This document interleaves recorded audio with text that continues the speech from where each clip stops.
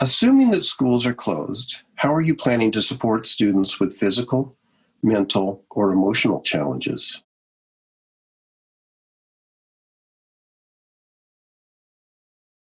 So when you ask how are we planning to support students with physical, mental, and emotional challenges, I did say that special education is a quality program, and we've grown that. I just want to point out last year, one of the things in special education that our director had the paraeducators do is we made contact with every special education student every day. There was individualized attention outside of a classroom for students in special services. And that's going to continue, as well as the on-site for high impact. But I am concerned about social emotional needs of all students. And what I'm finding is that even though students will, especially secondary, when they're on campus, they'll say they have 500 friends because it's all on social media platforms. And now what we're finding is that, which we knew before, that's not enough interaction for students. They need human contact. And Zoom is only a part of it. Zoom is better than nothing for these students. It really is something that's important. So we're very intentional with our social emotional programs. We use a program called Character Strong. We're going to continue to try to implement that in a virtual way. We have about 4 or 5 different counselors that are reaching out on a consistent basis to students. And we're hoping at some point in time we can create opportunities for physical exercise for them, for secondary students on campus. We can't yet. We're still in phase 2. And I know Island Rec is dedicated to trying to create something when they feel that it is safer. So the social emotional need is an important part of what we're doing in schools. And although the plans are not completely realized yet, how we're going to do that, besides our Character Strong program, it has to be something that is in the forefront of our minds. Students, whether they are kindergarten or whether they're a senior in high school, need human interaction. It's just who we are, and we're trying to make that happen as much as possible in these strange times we live in right now. As we go into this distance learning plus for Orcas Island School District, a key focus for us is the social and emotional health of our students and our staff.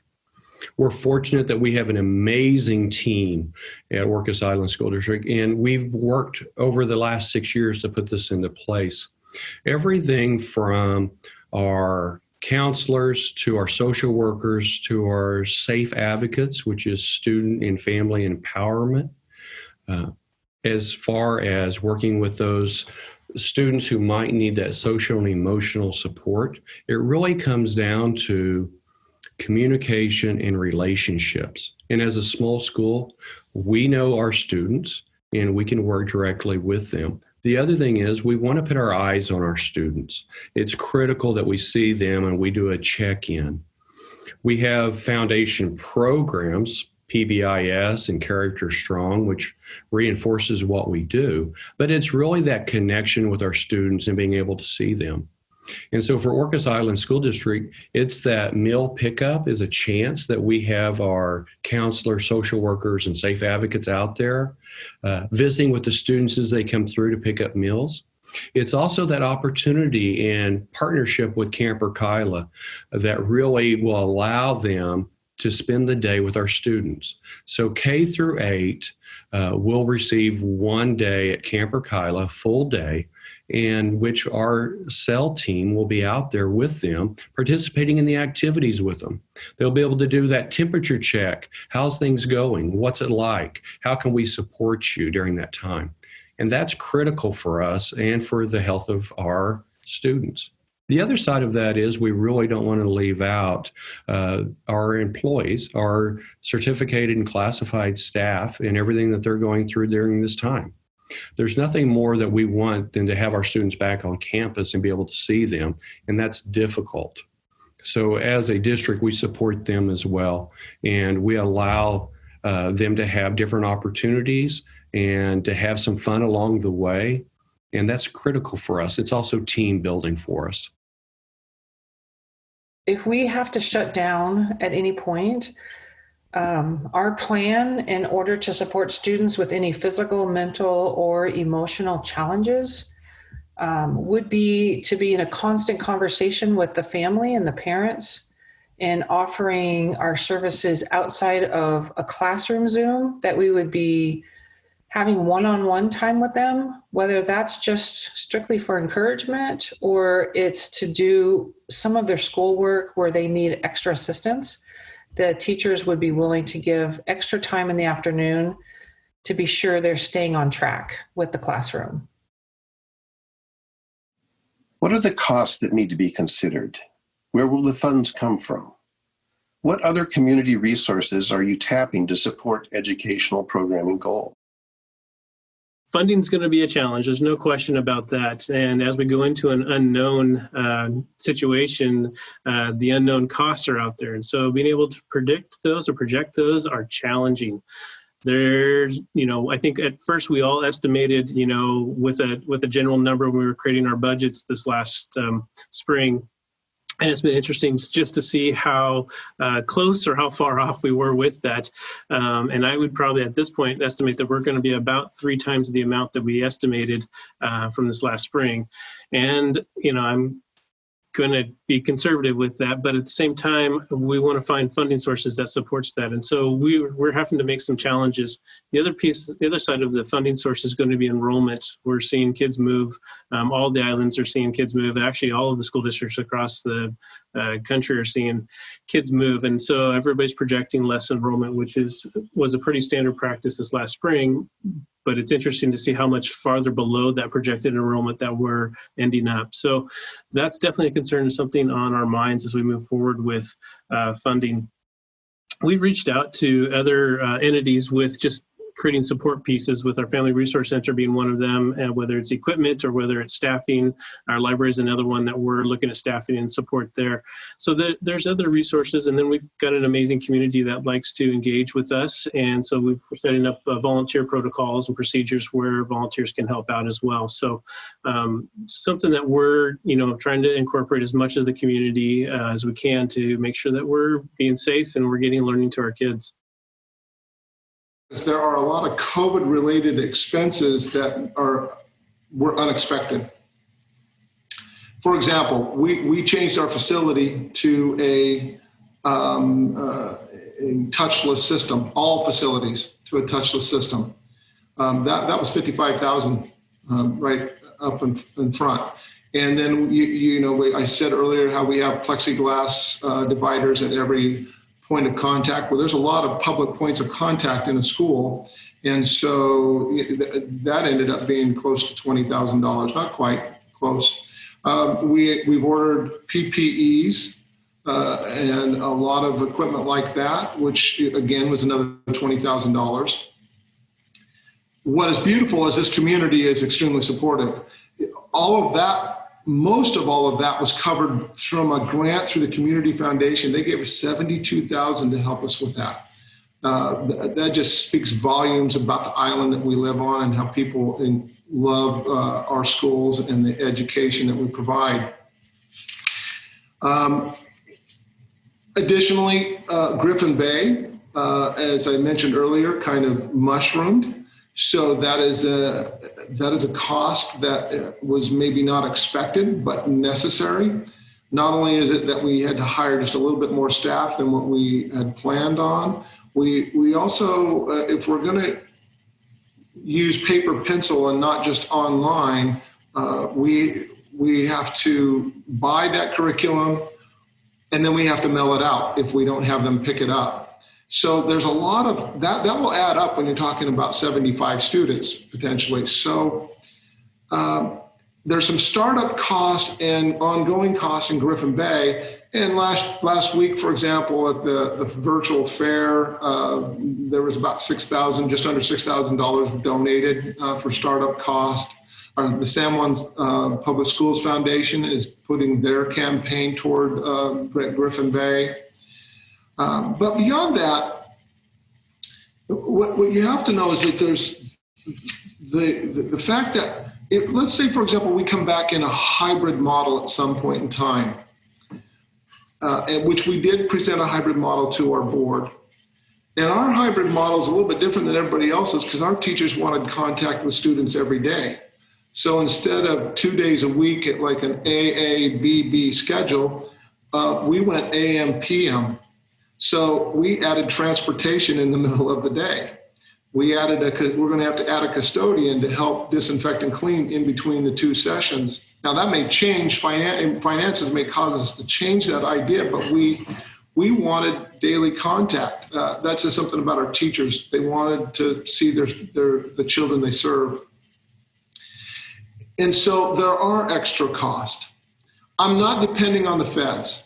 Yes, we did get some money up front. The first installment that came from the feds, it equaled just under $80,000 that came to the district.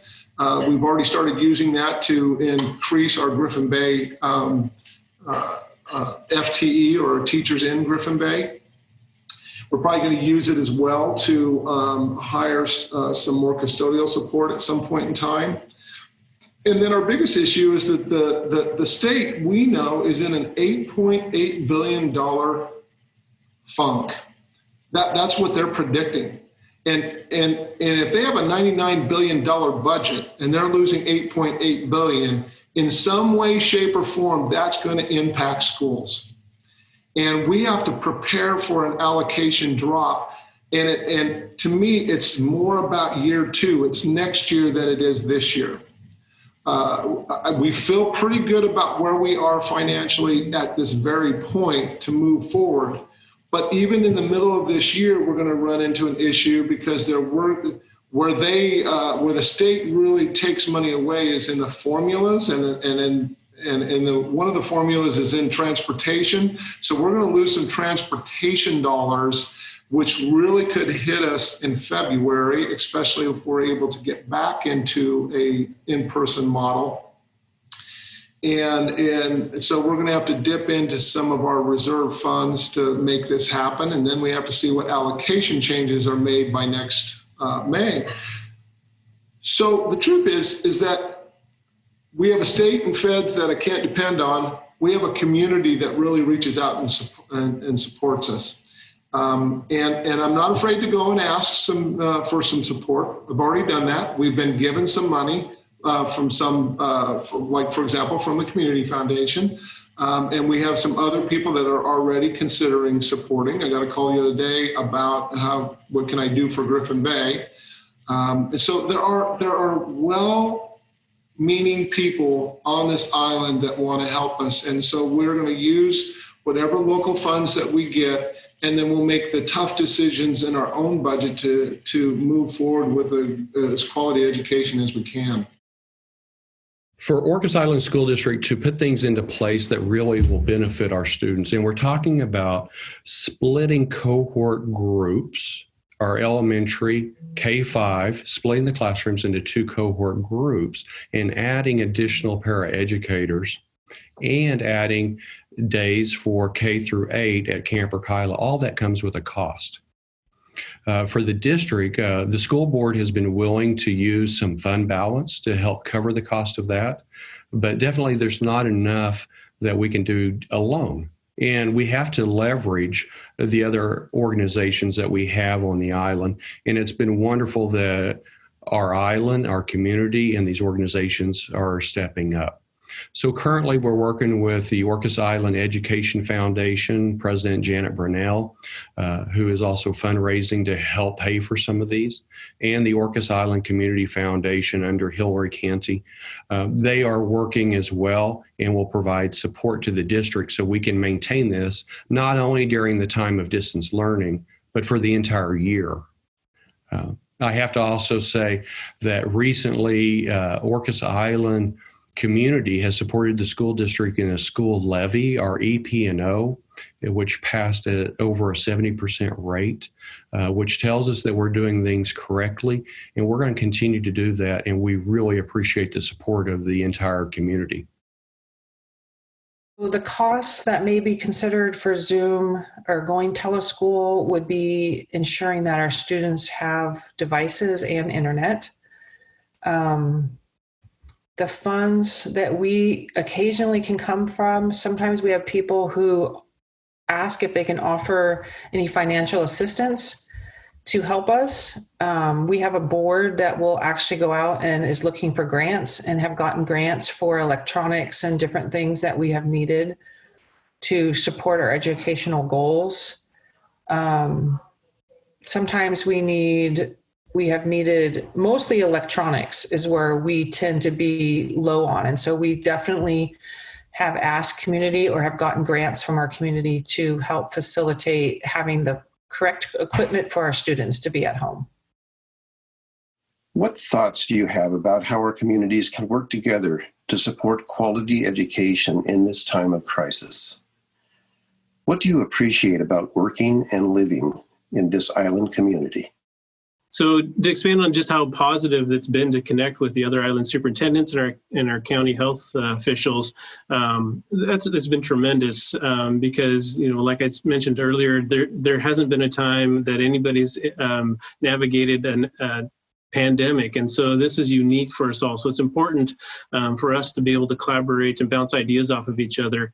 And until you've really, done the job of a superintendent, you really don't know what it's like. And then throw on top of it an unknown pandemic that's impacting our entire nation. And so there's a lot of unknowns there. And quite often superintendents are feeling isolated, confused, and you're seeing, dark bags under their eyes because they're trying to put in the hours and time to make sure everybody's healthy and safe and learning and engaged. And so it's an interesting time that we're in right now with just that and having that collaboration between the other island school districts.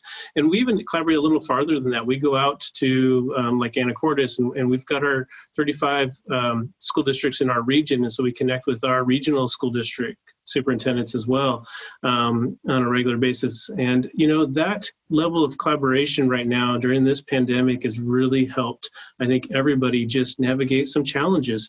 Everything from, identifying furlough days and what does that look like for a district to help support staff to what would be the appropriate procedures that would support that. To in-person learning and models and how are other school districts addressing the concerns there? How are we addressing equity and what are the pieces that other school districts have in place? And so we're all kind of, bringing our own ideas to the table and navigating conversations that really show a high level of collaboration and support for navigating this.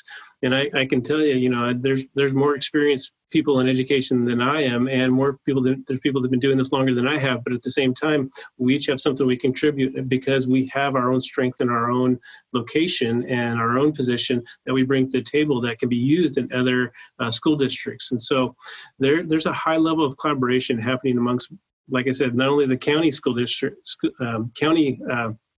school district superintendents, but also our regional superintendents. So that's been great. That I appreciate about the Lopez community is that when in times that it's really tough or challenging, it really pulls together. And it's interesting, everybody puts aside their differences and everybody puts aside either hurt feelings or emotions, and they really focus in on what is really necessary or what's the most important piece. And I see Lopez community already doing that. We're already putting biases aside or hurt feelings or emotions aside, and we're focusing on what's healthy for our kids. And that focus is amazing. It's amazing to see. And it's amazing just to hear the stories from parents or from people who are just, barely connected to the school, like grandparents or, community members coming in and wanting to support programs for kids or being able to support kids themselves. So it's fundamentally just, great to see that type of connection and that type of value come to the school.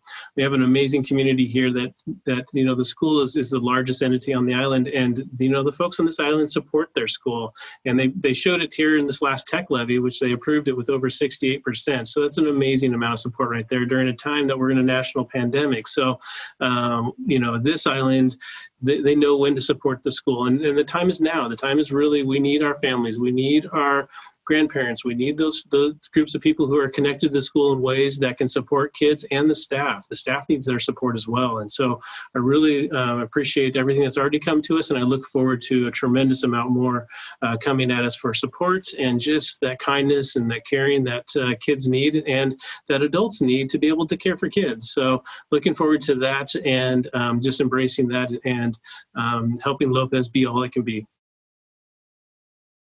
Of course, I could talk about finances here. That's definitely a support. How can we support each other financially? Not just the schools, but for example, I think it's important that I do support even our local restaurants. I want them to know that we're kind of in this together. To be honest with you, for example, I'm not someone that used to go out a lot to eat. I don't know why. I drive home to Roach and I'm comfortable where I live. But I have made a point of making sure I went out to these restaurants because it was important that we supported each other, just like the community has been supporting us financially. I think it's even more than that, though. I think we have to give each other some grace because we have to know that we're making decisions with the information we have right now, and there's no one right answer. Or if there isn't a right answer, we could make the wrong decision at some point in time. Anybody can. We just have to believe in each other at this point. And that is part of the reason why I love living here, is I think we do that as a community. I think the other thing that's been really good about this is that not only has this district connected with a family resource center or with Island Rec or Community Foundation, a lot of different agencies to work through this together, and even some of the other private schools we have worked with. It's also, I've enjoyed my time since July 1st in this position, connecting with the other island superintendents, and as well as Dr. James often will join our weekly meetings, just to find out what we're doing and how can we support each other. Because we all had our own ideas, we all have our own unique issues on each island, but sometimes there's an answer that solves all of them. And just being able to bounce ideas off of other district administrators or even school site administrators on other islands has been refreshing. And I think that sense of community went far beyond just the island of San Juan. And in the end, I just got to say I think what drew me here 14 years ago or 13, whatever it was, it's what keeps me here is that there's more of a sense of community in San Juan Island than any other place I've been. And somehow we learn to, use my old Idaho phrase, pick up our bootstraps and go to work. The fact is that we do. We know that we believe in the importance of human decency and in raising the child to be a productive and thoughtful citizen. And I can't say enough about being a part of that. It has been just truly invigorating over all the time that I've been here. It makes me want to stay here and live here. For Orcas Island School District, it really is about the children of the island. Whether they're private school, whether they attend the public school, our goal and our mission here is to educate the students of the island. We want to work closely and have worked closely with all the private schools on the island. We have frequent communication with them. It's great that even San Juan County and working with the other school districts, that the other superintendents and we meet weekly.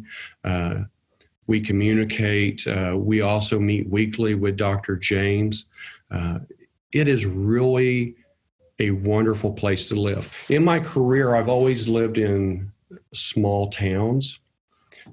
This is a unique situation on a small town on a small island, but it also works to our favor. And it's been amazing here how we can work together and we can have and solve the challenges that face us. It's through this connection that really makes a difference.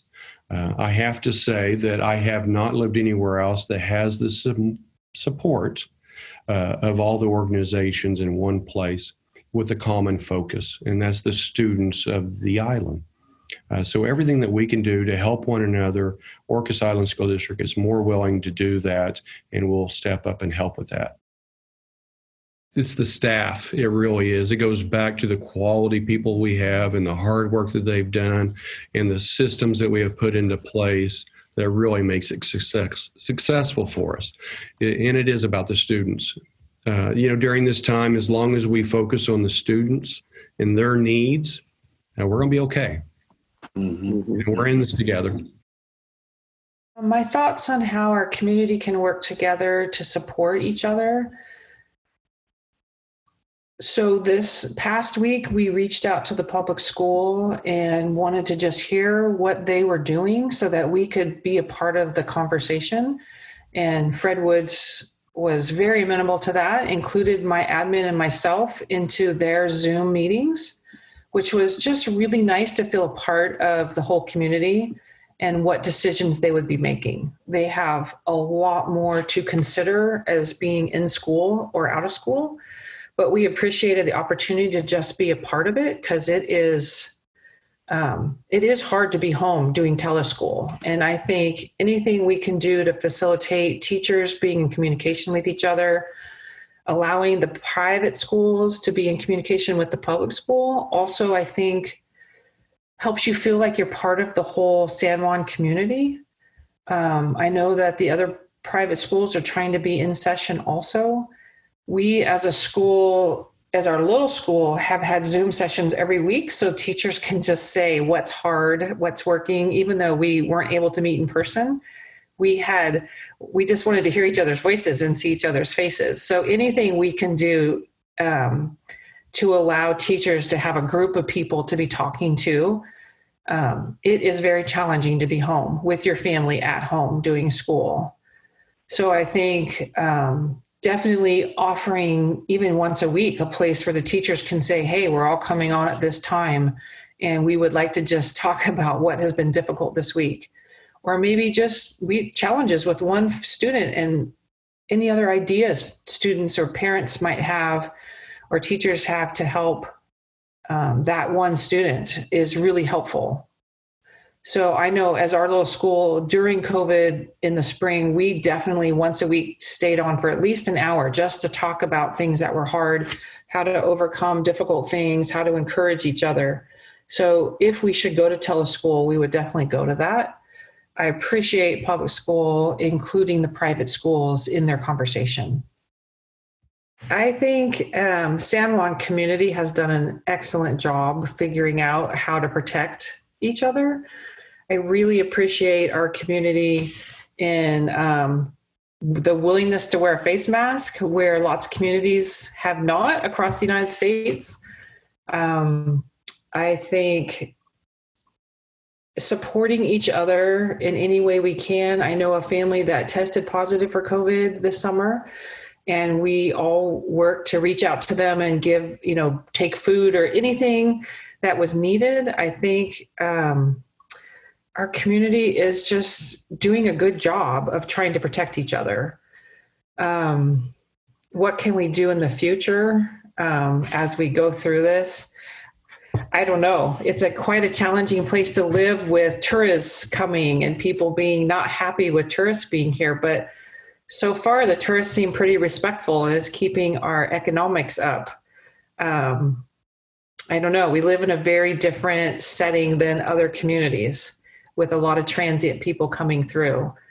I'm hopeful with the school year coming and tourism dropping off that the community will still be able to really support each other through this difficult time, unprecedented. None of us have been through anything like this. So as I remind my own children, we don't know what this looks like from day to day, week to week. This is something we're all working towards. I think our young people have the hardest time. Our late teens and 20-somethings really challenged who need the social interaction to still stay safe. And so I think as a community, we can still encourage outdoor activities and things for them to do so they stay connected. And even families I know have picked one other family to do outside things with. So as we can encourage each other to still be connected in some way. My parents have learned how to use Zoom, which is very difficult for older people, and they have formed some opportunities to meet with other people their age on Zoom. And I've been very impressed with their ability to still find a way to be connected in our community.